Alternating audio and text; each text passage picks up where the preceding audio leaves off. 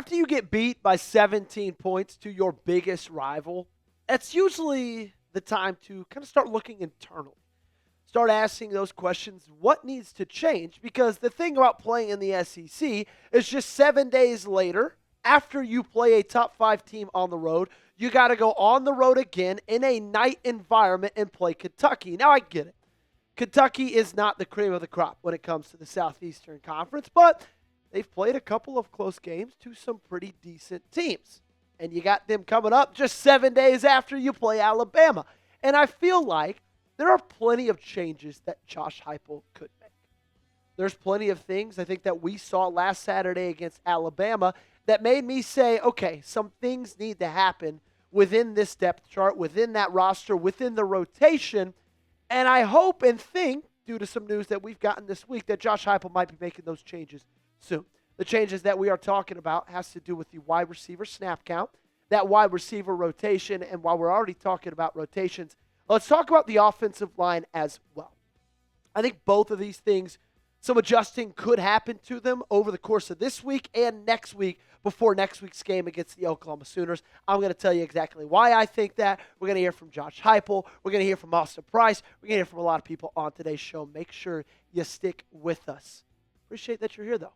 Thank you so much for stopping by. Don't just window shop. Make sure you subscribe because it's free. That's it. Doesn't cost you anything.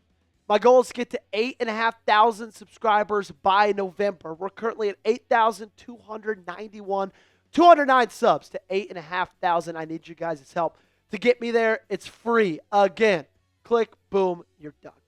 So we got some good news on Radarius Jackson. And I think the news that we've gotten on him is going to usher in some changes with the wide receiver rotation. Here's more from VolQuest.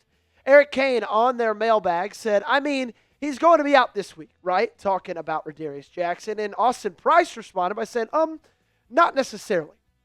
He's been back at practice. He's in a red jersey. I think it's possible that he could get cleared for Saturday's game. I think he's 100% back for Oklahoma.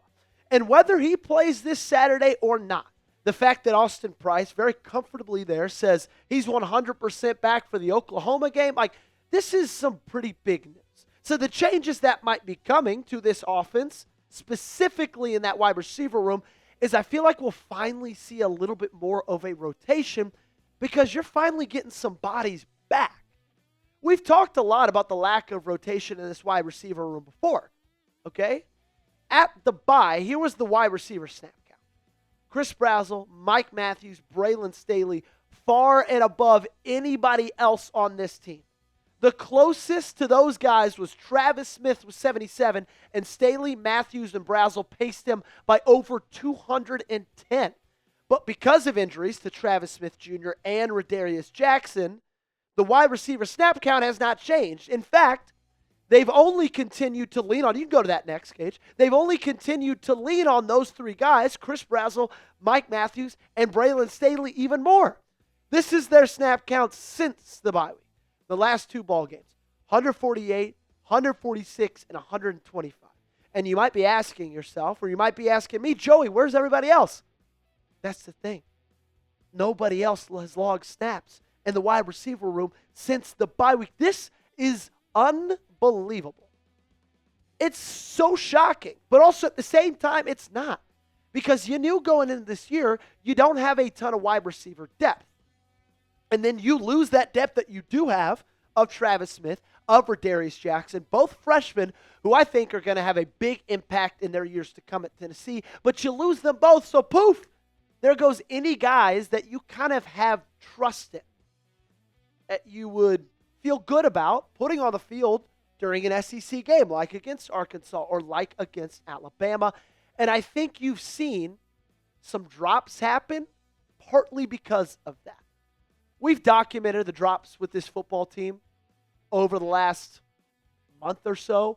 We really started in the game against the Mississippi State Bulldogs. These were the drops against the Alabama Crimson Tide this last week. Gage, we can kind of just roll through those. I don't need to address all of them. But we've known that this has been a problem for a very, very long time. It's been a problem with Mike Matthews. Lord knows it has been a problem with Miles Kitselman. And it is the reason, in my opinion, part of the reason you are losing these football games because these pass catchers aren't taking advantage of those opportunities. Well, I think part of the reason is they're going out there in these games and they're exhausted because they are playing every single snap and not getting any breaks. Look at the drops so far in 2025 for your three biggest culprits: Braylon, Staley, Mike Matthews, Miles Kitselman.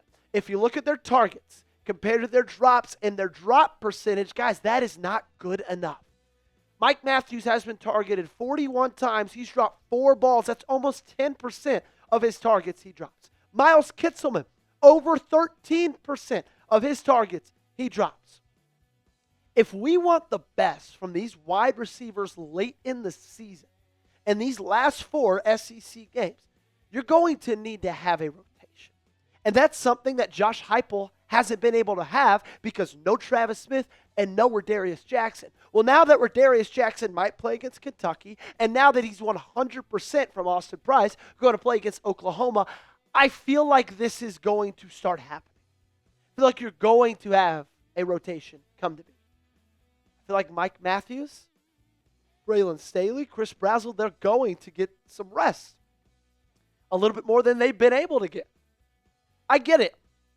It's easy to say.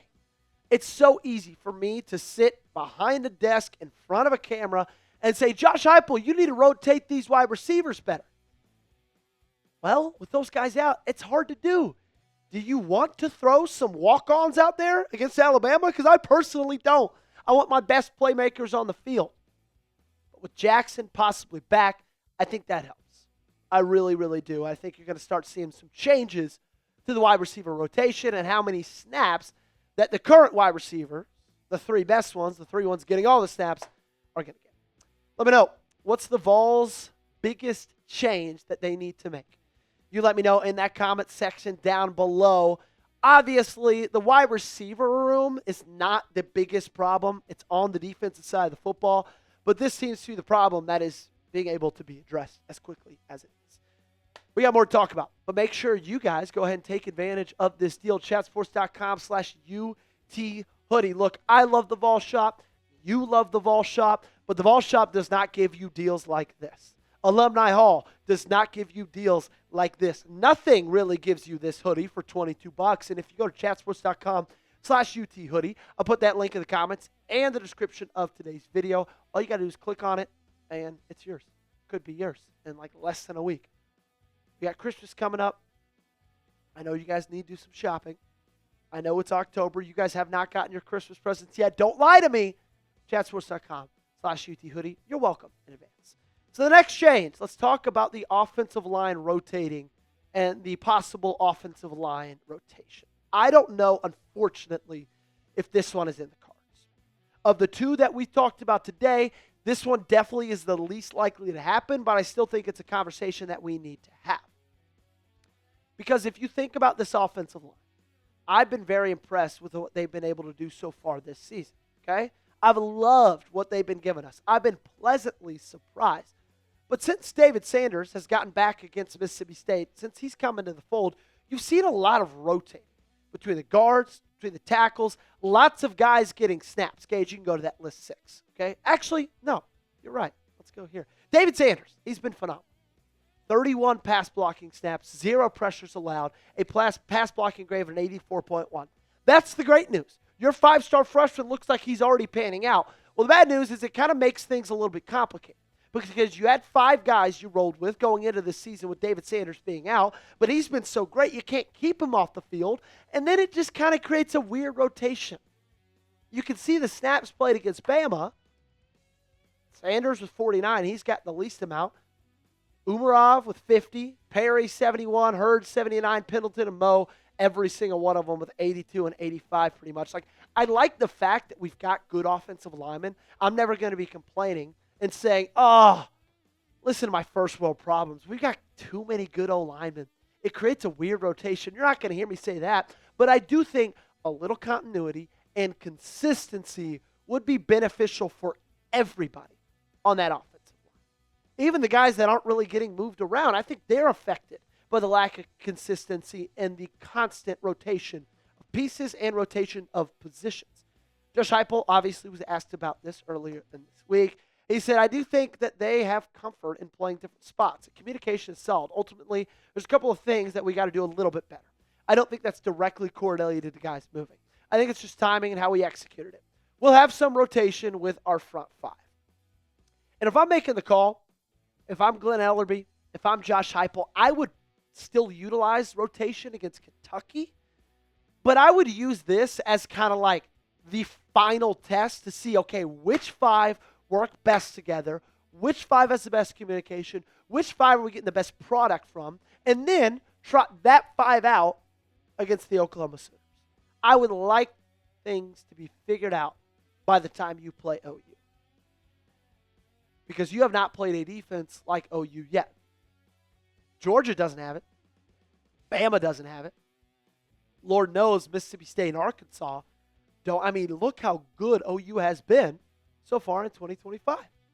9 points a game, number one in the SEC. 213 yards a game, number one in the SEC. 84 rush yards a game, number one. Pass yards a game, number one. Average opponent first downs, number one. Sacks, guess what? Number one as well. Okay? So in my opinion, it will benefit you greatly to have a solid core of guys that are consistent, confident going into that ball game, because that's when you're going to need it the most. That's going to do it for today's show. Appreciate you guys for hanging out with me. We crossed 1,600 followers on Twitter. Bang. Shout out to all of you. We're growing on TikTok, Instagram. I really just post my wife and my dog. So if you want to check me out, check out my family, see what my life is like outside of covering Tennessee football, hit me up on there as well. And make sure you're subscribed to the channel. YouTube.com/VolsTalk. Best place to be. Love Tennessee Volunteers.